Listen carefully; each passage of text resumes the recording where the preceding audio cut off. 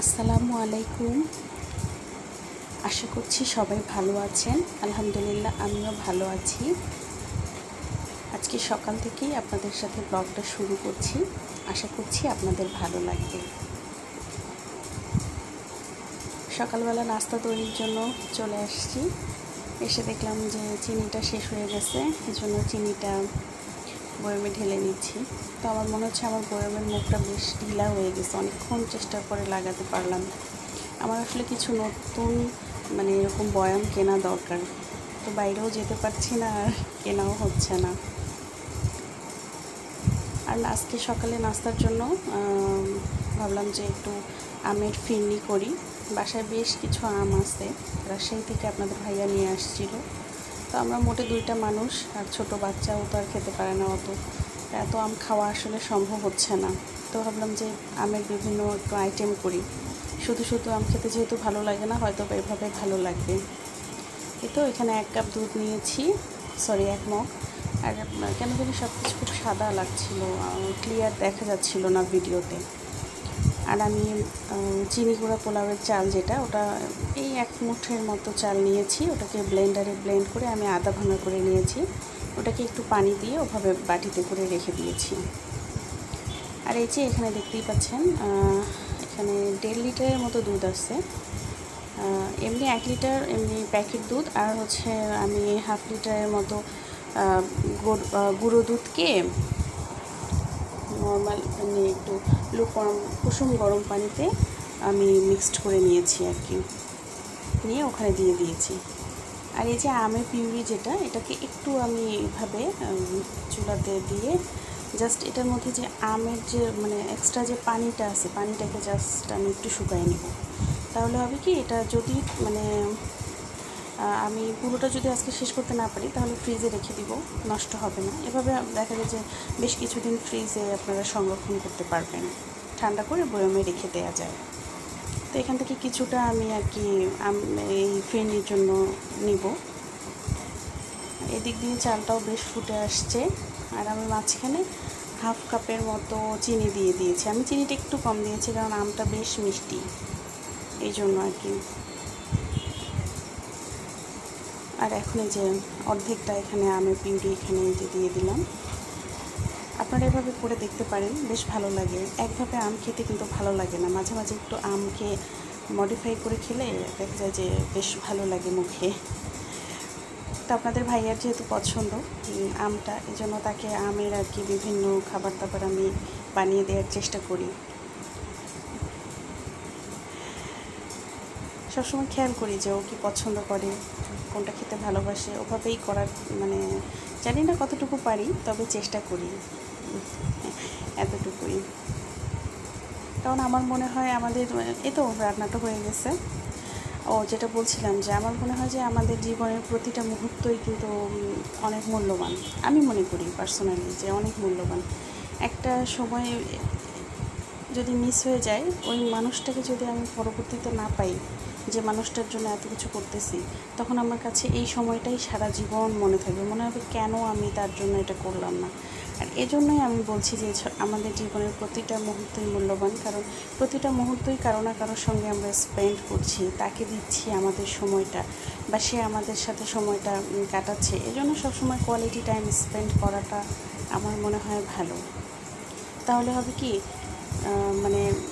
অযথা খারাপ চিন্তা, অযথা খারাপ রিলেশন বা ইগো, এগুলো রেখে আসলে কোনো লাভ নেই। তার চেয়ে বেটার যা আছে, যতটুকু আছে, এসব নিয়ে পারস্পরিক ভালো থাকা সময়টাকে। কারণ যে সময়টা চলে যাবে আর কখনো ফেরত পাবো না, তাই সময়টা যতটুকু আমাকে দিচ্ছে সেই সময়কে আমি খুব ভালোভাবে যেন ব্যবহার করতে পারি। আমার মনে হয় এটাই সময়ের উপরে আমার নেওয়া একটা প্রতিশোধ হবে। কারণ সময় সে চলে যাবে, আর কিন্তু কখনো আসবে না আমার কাছে। আমি হাজার ডাকলেও ও আমার কাছে আর ধরা দিবে না। তো আমার মনে হয় যে আমিও সময়ের সাথে এরকম একটা চ্যালেঞ্জ করতে পারি, যে সময় তুই যখন আমার কাছে আসছিস, তো তোরে আমি এই সময় আমি ছাড়বো না, ভালোভাবেই তোকে আমি স্পেন্ড করবো। আমি এইভাবে চিন্তা করি। আমার আসলে জ্ঞানের পরিধি খুবই কম, তবু আমি আমার জীবন বা আমার সময়গুলোকে যেভাবে পাস করি আপনাদের সাথে সেটাই শেয়ার করি, বা আমার চিন্তাধারা যেরকম, আমার মনোভাব যেরকম, আমি যা করি তাই আপনাদের সাথে অল্প বিস্তরে আর কি আমি শেয়ার করি। আশা করছি মানে যতটুকু শেয়ার করি এটা আপনাদের কখনো না কখনো ভালো লাগতেও পারে। ভালো লাগলে তো অবশ্যই পাশে থাকবেন আমার।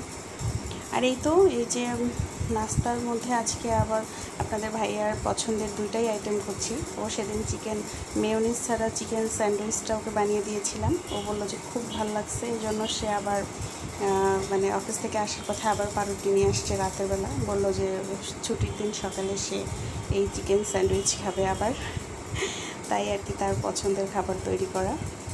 এই তো পায়েসটা ফিরনিটা আলহামদুলিল্লাহ বেশ ভালোই হয়েছিল।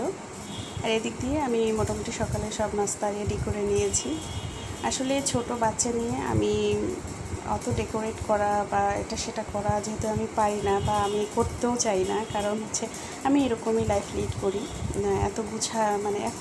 এত গুছানো হয়ে উঠিনি আমি।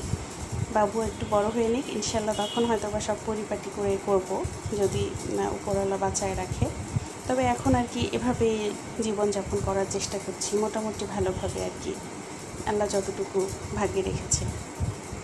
ওইদিকে আপনাদের ভাইয়ার নাস্তাটা রেডি করে দিয়ে আমি একটু খেয়ে নিয়েছি, আর এখন মেয়েকে একটু খাইয়ে নিব।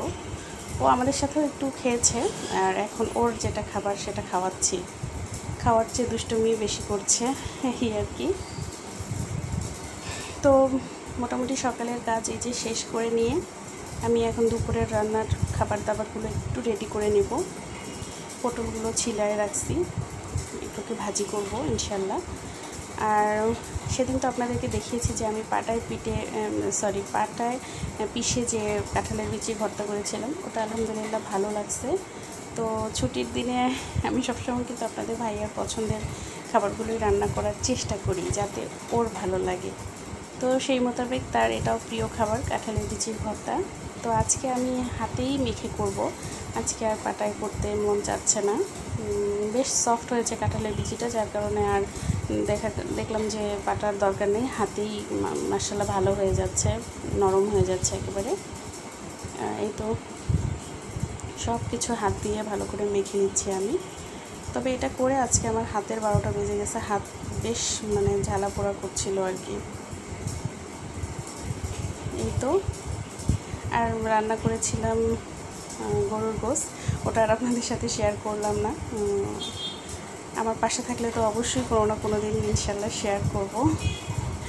এই তো সবসময় চেষ্টা করি পছন্দের মানুষ, ভালো লাগার মানুষ যারা, তারা যেটা ভালোবাসে, তারা যেটা পছন্দ করে তাদের জন্য ততটুকু করার চেষ্টা করি অন্তত।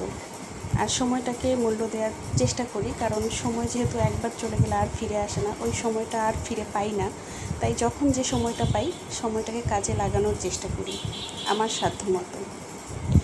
আর মোটামুটি দুপুরের খাবার সব কিছু রেডি করে নিয়ে আমি গোসলে যাওয়ার আগে এই তো বেসিনটা একটু পরিষ্কার করে নিচ্ছি। এটা আসলে আমাদের দেখা যায় যে রেগুলার মুখ ওয়াশ করা বা এটা সেটার জন্য এই বেসিনটা যেহেতু ব্যবহার করা হয়, বিশেষ করে সকালবেলা তো লাগেই এটাকে, সকাল রাত।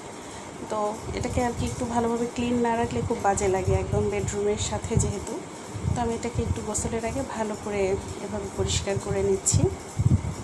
তো ঠিক আছে, আজকের ব্লগটা আর বড় করব না। সবাই অনেক ভালো থাকবেন, আর আমাদের জন্য দোয়া করবেন পারলে। আপনাদের জন্য সবসময় অনেক দোয়া থাকে আমার অন্তরস্থল থেকে। এই তো আমার ছোট পরিবারটার সাথে থাকবেন। আর ভুল ত্রুটি হলে প্লিজ ক্ষমা সুন্দর দৃষ্টিতে দেখবেন, কমেন্ট করে জানাতে পারেন। আর ভালো লাগলে তো একটা লাইক দিবেন। আপনাদের কাছ থেকে একটা লাইক খুব আশা করি, কারণ লাইক দেখলে বা কোনো কমেন্ট দেখলে কাজ করার স্পৃহাটা বেড়ে যায়। ভুল হলেও অসুবিধা নেই, ভুল কিন্তু শুধরে নেওয়া যায়, কিন্তু ভুল ধরিয়ে দেওয়ার মানুষেরও প্রয়োজন। আশা করছি আমার ছোট্ট এই চ্যানেলটা আপনাদের হয়তো বা ভালো লাগবে। যদি ভালো লাগে অবশ্যই আমার চ্যানেলের সাথেই থাকবেন। সবাই অনেক ভালো থাকবেন, সবার জন্য অনেক ভালোবাসা, অনেক দোয়া। আল্লাহ হাফেজ।